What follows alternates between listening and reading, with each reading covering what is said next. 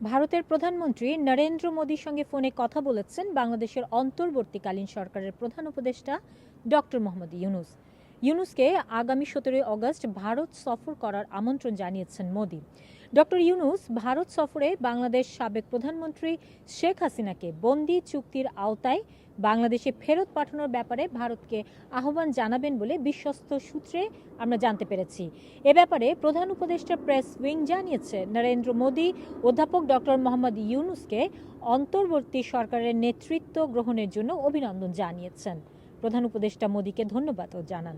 ভারতের স্বাধীনতা দিবস উপলক্ষে ভারতীয় নেতা এবং জনগণকে অভিনন্দন জানিয়েছেন মোহাম্মদ ইউনূস। ভারতের প্রধানমন্ত্রী নতুন সরকারের প্রতি শুভকামনা ব্যক্ত করেন এবং ঘনিষ্ঠ বন্ধু হিসেবে বাংলাদেশের জনগণের স্বার্থে কাজ করার আহ্বান জানান। তিনি অধ্যাপক ইউনূসের নেতৃত্বাধীন অন্তর্বর্তী সরকারের সঙ্গে ঘনিষ্ঠভাবে কাজ করার ইচ্ছাও ব্যক্ত করেন। 2006 সালে শান্তিতে নোবেলজয়ী ইউনূসের নেতৃত্বের প্রশংসা করে মোদী বলেছেন তিনি তাকে দীর্ঘদিন ধরে চেনেন।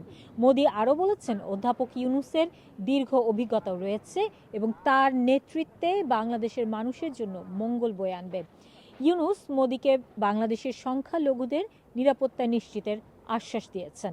তিনি বলেছেন সংখ্যালঘুদের ওপর হামলার প্রতিবেদন অতিরঞ্জিত করা হয়েছে। ইউনূস ভারতীয় গণমাধ্যমকারীদের বাংলাদেশে এসে সংখ্যালঘু ইস্যুতে প্রতিবেদন তৈরির আহ্বানও জানিয়েছেন। মোদী অধ্যাপক ইউনূসকে 17 আগস্ট নয়াদিল্লিতে অনুষ্ঠিতব্য তৃতীয় ভয়েস অফ গ্লোবাল সাউথ সামিটে যোগ দেওয়ার আমন্ত্রণ জানিয়েছেন। ইউনূস ওই সম্মেলনে যোগ দিতে সম্মত হয়েছেন বলে তার প্রেস উইং জানিয়েছেন।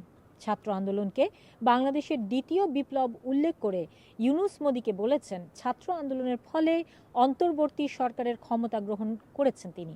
ছাত্র ও জনতার গণতান্ত্রিক ইচ্ছা পূরণই এই সরকারের একমাত্র লক্ষ্য।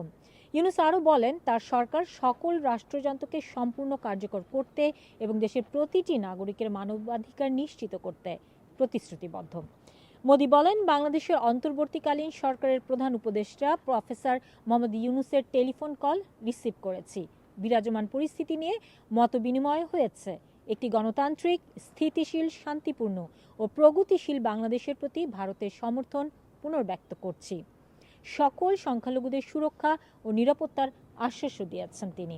হিমিকা ইমাম, FM নিউজ, লন্ডন। কি আপা দেখে চলতে পারেন না? সরি আপু, আগামীকাল আমার ওমরার ফ্লাইট। আমার জন্য আবায়া কিনতে হবে, হাজবেন্ডের জন্য তোপ এবং মেহমের কাপড় কিনতে হবে, যার জন্য খুবই প্যারায় আছি। আরে আপু, এটা তো কোনো সমস্যাই না। সালমা আবায়াতে আপনি আপনার পছন্দের সবকিছু এক ছাদের নিচে পেয়ে যাবেন।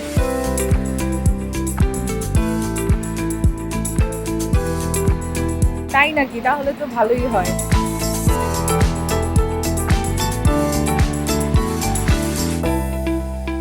আপনি কি হালাল ইসলামিক মর্গেজের কথা ভাবছেন? তাহলে আজই কল করুন বেনেকো ফাইন্যান্সিয়াল সার্ভিসে।